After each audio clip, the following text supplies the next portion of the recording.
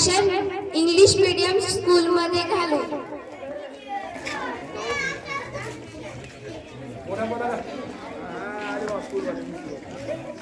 नमस्कार नमस्कार नमस्कार.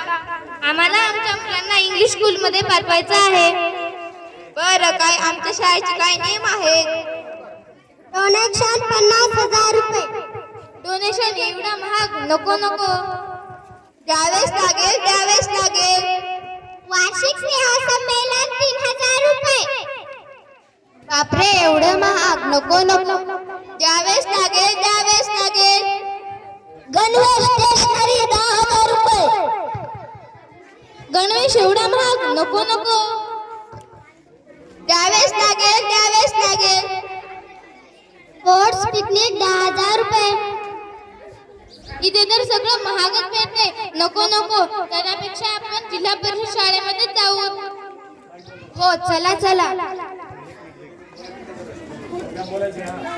बघा सर्व गावकऱ्यांनो, माझे बंधू आणि भगिनींनो, इकडे लक्ष द्या. एक सर्वसाधारण कुटुंब इंग्रजी स्कूलच्या ऍडमिशन साठी जात आहे.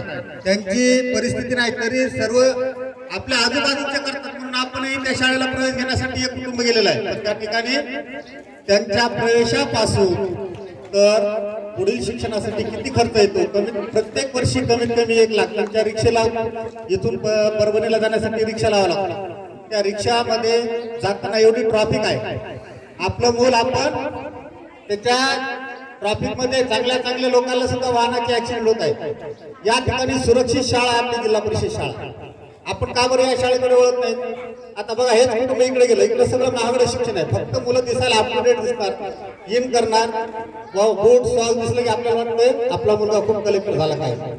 तेच आतापर्यंतचे जे कलेक्टर, IPS, तहसीलदार हे जे काही अधिकारी झालेले आहेत ते जिल्हा परिषदच्या शाळेतून झालेले आहेत. जिल्हा परिषदच्या शाळेमध्ये जॉनी शिकवत नाही, जय श्रीराम म्हणायला शिकवतात. आपल्या हिंदू धर्माचं या ठिकाणी आपली संस्कृती जोपासली जाते. परिपाठामधून या विद्यार्थ्यांना आम्ही आपलं जीवन कसं आहे, भारतीय संस्कृती कशी आहे ही यांची मुळावरून त्यांच्या मनावर खोलवर रुजवत असतो.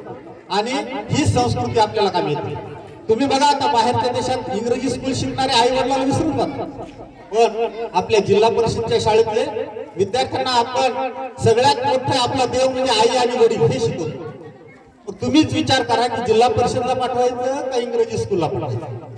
आपलं जर सगळ्यात मोठी संपत्ती आपलं मुलं आहे, म्हातारपणची आपली काठी आहे.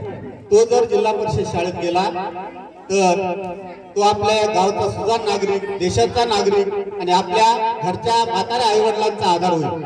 आज या ठिकाणी आपले गावकरी सगळे जमलेले आहेत. बघा, शिक्षणामुळे आपल्या गावच्या सरपंच सुद्धा महिला आहेत. या ठिकाणी मी कळकळीची विनंती करतो, आपण सर्वांनी पुढाकार घ्या. आपल्या गावातून ज्या 1-2 गाड्या भरून मुलं त्या परभणीला जातात इंग्लिश स्कूलमध्ये, तिथं काहीही नाही. पैशांची बर्बादी करू नका, ही आमची तळमळीनं विनंती आहे. आता हे सर्वसाधारण कुटुंब पाहिलं तुम्ही इथं गेलं. आता जिल्हा परिषद शाळेत जातो माणसं फुकट भेटते काय अर्थ नाही. पण त्या फुकटाच्या मागे काय शासन आपला पैसा जे गोळा करते ते विद्यार्थ्यावर खर्च करते. हे शिक्षण काय फुकट नाही.